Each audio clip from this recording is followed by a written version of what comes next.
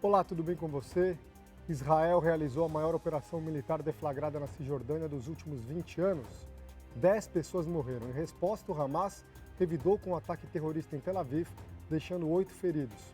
Para falar sobre mais essa crise no Oriente Médio, o JR Mundo convida Gunter Hutzi, doutor em ciência política e professor de Relações Internacionais da ESPM. Professor, tudo bem?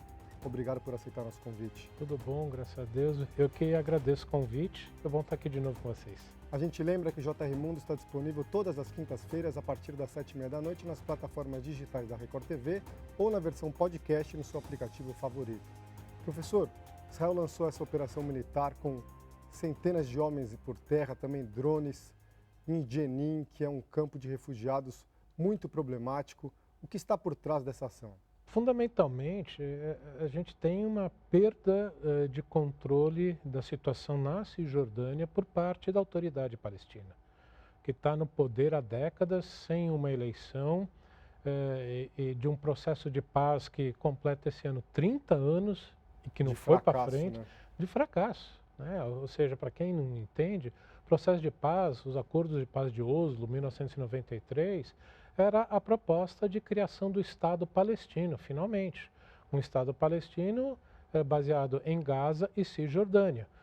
Só que nesse processo houve uma divisão, né? Você tem um grupo radical, o Hamas, que controla a faixa de Gaza, e a Fatah, né, do outro grupo majoritário na Organização para a Libertação da Palestina, controlando a Cisjordânia. Mas desde então, a gente já está aí para uma segunda geração de palestinos que não tem, né? Cresceram esperando esse Estado. Frustração total, né? Total. E que estão formando novos grupos muito mais radicais do que a Fatah e que começam a atacar o Estado de Israel. Então, para a gente entender, a gente tem essa divisão. Na faixa de Gaza, o governo é controlado pelo Hamas, que é um grupo considerado terrorista por muitos países, inclusive na União Europeia e Estados Unidos também. E já na Cisjordânia, a gente tem o governo da Fatah, de Mahmoud Abbas. Mas mesmo na Cisjordânia, a gente tem uma radicalização dos jovens? Muito. Muito porque essa legitimidade que vinha das eleições perdeu. Não teve mais nenhuma outra eleição para a autoridade palestina. É uma ditadura. Tá, dá para se dizer uma ditadura porque você não tem aí uma renovação da liderança. E que essa juventude sem emprego, sem perspectiva de vida, de melhora de vida, numa situação muito precária. Quando a gente fala Jenin, a gente tem que entender Jenin. Os últimos dados, que já estão completamente desatualizados, tem mais de 15 anos. O que é Jenin? Jenin é uma cidade da Cisjordânia com aproximadamente, como está falando, dados desatualizados, praticamente 15 anos, 40 mil habitantes. E o campo de refugiados, que esse nome dá aquela impressão de que são barracas. Não, é um campo das pessoas, dos palestinos que foram deslocados na guerra, né, logo depois da criação dos dois estados que os países árabes não reconheceram, portanto, da independência de Israel. Hoje já se transformou praticamente como se fosse uma comunidade muito pobre aqui do Brasil. Mas eles têm liberdade para circular por toda a Cisjordânia? Sim, têm liberdade, só que com o aumento dessas tensões, a presença das forças de segurança de Israel estão né, cada vez mais presentes. Você tem um aumento da ocupação dos se coloca dos colonos judaicos, judeus, israelenses na Cisjordânia, que não estavam mais... O número limitado que estava previsto no acordo de Oslo já está sendo superado, então você tem toda uma situação muito tensa que vem crescendo nos últimos anos. Mas por que tantos radicais em Jenin? Porque tem outras cidades da Cisjordânia onde a convivência é muito mais pacífica e não existem grupos radicais como em Jenin. O que acontece em Jenin? Foi um processo realmente local que foi se desenvolvendo de uma juventude, um grupo, um jovem mesmo, de 20 e poucos anos, que acabou se radicalizando. Não podemos dizer que seja um grupo ligado a outros mais extremados como o Hamas. Eles não respondem ao Hamas, eles não são subordinados e que acabaram tomando por suas próprias mãos a a luta para sua independência e contra essa repressão do Estado israelense nessa dinâmica que ocorre ali. A gente vê a operação militar de Israel contra esses grupos radicais e depois a resposta do Hamas. Fica esse jogo constante, né? Quer dizer, Israel ataca, tenta destruir infraestrutura terrorista, sempre há casualidades entre civis, depois os grupos terroristas atacam Israel. Isso não tem fim. Infelizmente, é uma dinâmica que acaba se alimentando. Acredito que não vá escalar para uma violência maior, até porque o próprio Hamas se limitou. Ao que tudo indica, foi o atentado ali que um palestino atropelou, matou, esfaqueou. Lobo solitário, sim, né? Uma pessoa ligada, que poderia estar ligada ao Hamas e que nessas horas aproveita para dizer, olha, nós agimos. Então, como não teve uma escalada maior de lançamento, principalmente de mísseis contra Israel, porque Israel, né, já responderia muito mais forte, houve essa contenção. Mas, infelizmente, sempre acaba tendo esses processos e que o que se tornou nos últimos anos, praticamente 1 ano e meio, 2, foram esses atentados individuais, né, que acabaram levando de novo lobos solitários, palestinos que trabalham em Israel, ou às vezes, muitas vezes, israelenses, árabes que se revoltam contra a situação e acabam agindo individualmente. Mas por que nesse momento essa ação na Cisjordânia? A gente está acostumado a ver lançamento de foguetes desde a faixa de Gaza controlada pelo Hamas e a resposta de Israel na faixa de Gaza. Por que essa ação na Cisjordânia? É justamente para destruir uma infraestrutura terrorista ou existe um viés político por trás disso também? Não, fundamentalmente é para tentar acabar com a infraestrutura e matar, né, como às vezes dizem, neutralizar nesse jargão militar, lideranças desses grupos que vêm crescendo e que estavam tomando proporções já muito grandes, ameaçando diretamente a segurança de Israel. Então, pelo que eu entendi, foi realmente uma entrada para tentar eliminar essa infraestrutura e sair, não ocupar diretamente Jenin, que aí poderia levar, sim, a uma quantidade de mortos muito maior. A gente tem a volta ao poder, recentemente, de Benjamin Netanyahu. O que representa a presença de Bibi no poder nesse contexto do combate ao terrorismo e da relação Israel-Palestina? Bom, toda vez que há uma operação como essa, a oposição se cala e apoia Israel, né? Então, isso acaba sempre acontecendo. O grande problema é que Netanyahu está sendo processado, 2 ou 3 processos já na justiça, e que ele corre o risco de ser condenado. Então, para não acontecer isso, ele precisava voltar ao poder. E para conseguir isso, ele tem buscado cada vez mais apoio na extrema-direita, nos grupos religiosos e nos partidos formados por esses colonos israelenses na faixa da Cisjordânia. Então, para se manter no poder, ele apoia e ele acaba autorizando esse aumento das ocupações israelenses, e o que acaba gerando esse fluxo, né, de resposta palestina. Então, há uma dinâmica estrutural que é a não criação do Estado palestino, mas a dinâmica interna israelense também favorece a isso. No xadrez geopolítico mundial, quando tem uma crise como essa, mais uma crise, uma escalada de violência no Oriente Médio, o que muda? Olha, o que está acontecendo nos últimos anos é que as monarquias do Golfo, principalmente ali capitaneadas na liderança da Arábia Saudita, hoje em dia já percebem o Irã como a maior ameaça aos seus países do que Israel. E como Israel também hoje tem o Irã como o seu maior inimigo, isso levou a uma aproximação dessas monarquias. Tanto é que já Bahrein e Emirados Árabes Unidos assinaram os chamados Acordos de Abraão, que estabeleceram relações diplomáticas com Israel. Histórico, né? Histórico isso, porque é uma mudança na dinâmica muito grande. O que agora se espera é justamente que a Arábia Saudita também caminhe nessa direção. O grande problema... Abertamente, né? É porque, não oficialmente, os dois governos já cooperam há muito tempo, porque tem um inimigo comum chamado Irã. Então, o grande problema é que quando a Arábia Saudita começa a preparar o terreno para essa normalização oficial, numa operação como essa, fica muito difícil para o governo saudita conseguir fazer isso. Abertamente, eles têm que defender os irmãos árabes. Sim, principalmente porque a família real saudita é responsável pela segurança e manutenção dos dois locais mais sagrados para o Islã, Meca e Medina.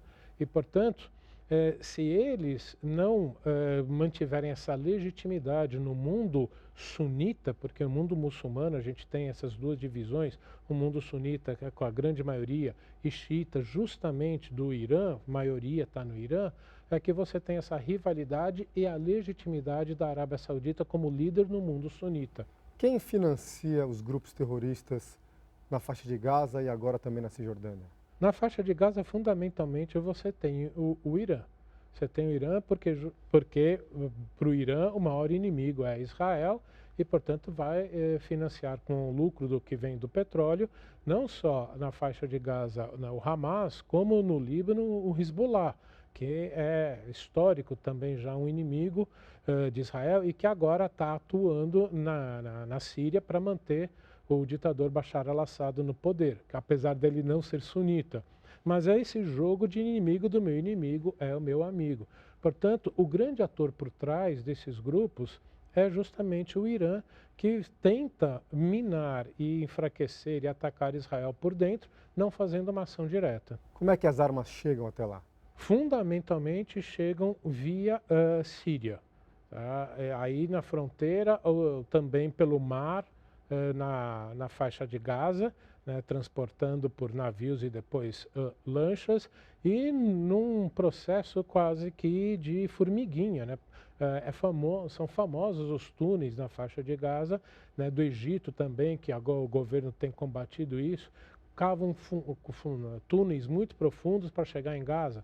Na Cisjordânia, pela fronteira também com a Jordânia, fica muito difícil controlar tudo o que passa. Então não é que são grandes carregamentos, como acontece muitas vezes na Síria, que Israel ataca quando tem carregamento principalmente de mísseis do Irã para o Hezbollah no Líbano e que Israel tem atacado. Na Cisjordânia, com as fronteiras tão grandes, desertos, desabitados, fica difícil controlar tudo. Você diria que há uma radicalização dos dois lados, tanto do governo israelense quanto dos grupos palestinos? Sim, porque tem grupos dos dois lados que ganham vantagens políticas para se manterem no poder com essa radicalização. Se beneficiam do caos? Sim, infelizmente tem um benefício político de estar no poder, principalmente o Hamas na faixa de Gaza, e você tem no Israel esses grupos mais à extrema-direita e principalmente esses colonos da Cisjordânia que conseguem ter o apoio do governo com essa justificativa de combater esses grupos palestinos. A gente sabe que tem muitos palestinos que cruzam os pontos de controle, os checkpoints, para trabalhar em Israel. Quando há uma crise como essa, uma escalada de violência com operação militar israelense na Cisjordânia, ataques terroristas nas ruas de Tel Aviv, isso atrapalha esse fluxo de trabalhadores? Sim, porque o governo israelense fecha essas passagens para tentar evitar que algum extremista palestino entre em Israel. Portanto, isso é um efeito colateral na economia e para a população palestina muito grande, porque se não foram trabalhar, não recebem. E, portanto, você tem um impacto econômico para os palestinos que a grande maioria não está envolvido nessa violência. Então eles acabam sofrendo indiretamente quando tem esse tipo de ação. Apesar do ódio e da violência, quer dizer, as economias de Israel e da autoridade palestina são muito interligadas ainda, né? São muito interligadas, uma boa parte da economia palestina depende da economia israelense, mas a grande maioria vem de fundos internacionais, principalmente da ONU e governos, em especial governos europeus. Então, a economia palestina não conseguiria sobreviver sozinha sem toda essa ajuda internacional e sem a própria existência da economia israelense, melhor dizendo. E quando a gente tem episódios de escalada de violência como agora, quanto isso atrapalha no avanço, se é que existe qualquer avanço do chamado acordo de paz, do processo de paz? Olha, eu acho que esse acordo de paz está morto, é quase que um zumbi, todo mundo fala dele, mas não vai para frente, porque entra presidente americano, né? Começou com Clinton, depois W. Bush, depois Obama, né? Trump, agora Biden, todos falam de acordo de paz, inclusive o Trump levou à frente sem consultar os palestinos, o que perdeu completamente legitimidade. Então, a gente está há 30 anos, como a gente já conversou, nesse processo e que você não tem perspectiva de ir para frente. Por isso, cada vez que tem isso, não é que atrapalhe, já não vai mais para frente. Esse impasse, essa impossibilidade de avanço em qualquer processo de paz, como é que isso afeta a rotina tanto de israelenses quanto de palestinos? Afeta profundamente, porque os israelenses já entraram, né, numa rotina de estar sempre alerta para alguma sirene, de algum ataque de mísseis, saber a cada momento aonde tem um abrigo, né, para proteção contra esses mísseis. E agora você tem esses ataques individuais que acontecem aleatoriamente. Não tem como controlar, porque não existe nem o serviço de inteligência tem como descobrir uma cabeça pensante em fazer um atropelamento como esse. Não tem. Ou atropelamento ou um ataque à faca, não é mais nem a arma, não é mais nem homem-bomba suicida que tem toda uma infraestrutura de grupo por trás. Então, esse tipo de ataque você não tem como impedir. E do lado palestino, você tem cada vez uma operação dessas, sempre acaba morrendo civis que não têm envolvimento direto, infraestrutura que é destruída, principalmente que esses grupos muitas vezes se utilizam, né, de locais de grande concentração para construir as suas bases, como hospitais, escolas, como esse último foi numa mesquita, você tem um depósito de armas. Então, cada vez que o exército israelense entra e faz uma operação dessa, a infraestrutura acaba sendo destruída também. Israel usa muito drone agora para atacar também. Eles falam em ataques cirúrgicos. Existe isso? Tem aumentado a precisão. Há vários vídeos, principalmente da última operação em Gaza, em que às vezes até apartamentos são atingidos para pegar uma liderança. O governo israelense também emite um alerta antes: fiquem em casa, não saiam, que está tendo operação. Ou muitas vezes dizem, olha, nesse prédio sai todo mundo porque nós vamos atacar, porque sabemos que tem aí uma célula terrorista. Só que, por mais que tenha um avanço dessa tecnologia, sempre acaba tendo o que militarmente se diz, o dano colateral, ou seja, civis inocentes que acabam morrendo. Agora, quando Israel ataca essas infraestruturas terroristas, como você disse, são sempre criadas em locais de aglomeração, em locais, às vezes, onde funcionam escolas, onde funcionam mesquitas. Como é que funciona isso? Do lado palestino, eles se impõem pela força. Quem é que vai se colocar contrário a um grupo armado, muito bem armado, como infelizmente acontece em muitas das comunidades aqui do Brasil, em que a população desarmada acaba tendo que aceitar, porque senão pode sofrer represálias. Portanto, é muito difícil evitar que isso aconteça. Israel sofre muitas críticas da comunidade internacional, principalmente da União Europeia. E o argumento de Israel é, por exemplo, para os britânicos: se você tivesse a 15 quilômetros de Londres, alguém lançando foguetes contra a sua população, fazendo ataques terroristas, o exército do Reino Unido não reagiria? Como é que você vê essa analogia?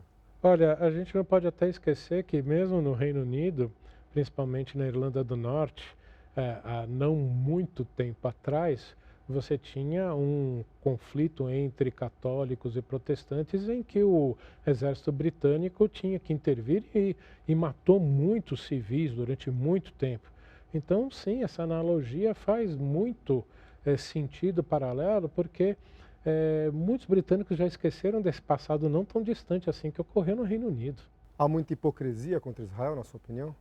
De muitos lados, sim, porque muitos governos, para atender a pressão dos seus eleitores, condenam Israel, mas por meios diplomáticos, militares, procuram manter uma relação muito próxima com Israel, até mesmo para aprender com os próprios militares israelenses como operar em ambientes tão perigosos e difíceis como as Forças Armadas israelenses operam. Então, há bastante dubiedade em muitos governos. A gente sabe que o governo israelense de Bibi Netanyahu vive uma crise política, não só pela proposta de reforma do judiciário, mas também até falta de popularidade do primeiro-ministro. Quando o governo lança uma operação militar como essa e o país inteiro se une em torno do exército, porque é característica da população israelense, mesmo em momentos de crise, quando há confrontos, se unir em torno do exército de Israel, não é também um pretexto político para se realizar uma operação como essa? Nesse caso, eu não acredito que tenha sido, porque realmente estava havendo um aumento das ações por parte, né, dos palestinos, e foi uma operação de curta duração. Não foi uma que durou muito tempo, que aí sim daria para começar a questionar se não há um aproveitamento político disso. Mas, sem dúvida alguma, a situação do primeiro-ministro Netanyahu é bastante complicada. O governo vem praticamente desde o início do ano enfrentando passeatas em larga escala, todos os finais de semana, durante praticamente o primeiro semestre inteiro, algo que nunca se viu em Israel, o que coloca realmente um grande ponto de questionamento, o quanto esse governo aguenta toda essa pressão interna. Quanto aguenta? Difícil dizer, porque é uma sociedade que está bem dividida. Há uma grande parte que não só apoia esse governo por causa dos assentamentos, por causa da política contra os palestinos, como há uma grande parte que considera Netanyahu quase que um autocrata, um grande corrupto, que também tem, né, seus processos na justiça e que se opõe abertamente contra ele. Literalmente está dividido. Professor, eu sempre gosto de fazer uma pergunta aqui, que é como o entrevistado consegue enxergar o futuro. Fechando os olhos, imaginando Israel e Palestina daqui a 5 anos, o que é que o senhor vê? Nada diferente. Infelizmente, nada diferente, porque eu não vejo o acordo de paz, infelizmente, sendo implementado e a criação do Estado palestino. Sobrevivendo em meio ao caos e no impasse constante. Constante e num mundo em que, em termos sistêmicos globais, também está ficando cada vez mais extremado, polarizado e incerto. Muito pelas redes sociais? Em parte sim, em parte pela dinâmica em que você tem um Ocidente se opondo cada vez mais a governos autocratas, principalmente China, Rússia e Irã, e que faz com que certos problemas não possam ser resolvidos por causa desse enfrentamento global. Obrigado, professor, pela sua entrevista, pela participação aqui no JR Mundo. Eu que agradeço mais uma vez. Obrigado. O JR Mundo fica por aqui. A gente volta na semana que vem com mais uma entrevista especial. Lembrando que o JR Mundo está disponível todas as quintas-feiras a partir das 7h30 da noite nas plataformas digitais da Record TV ou na versão podcast no seu aplicativo favorito. Obrigado a você que nos acompanha.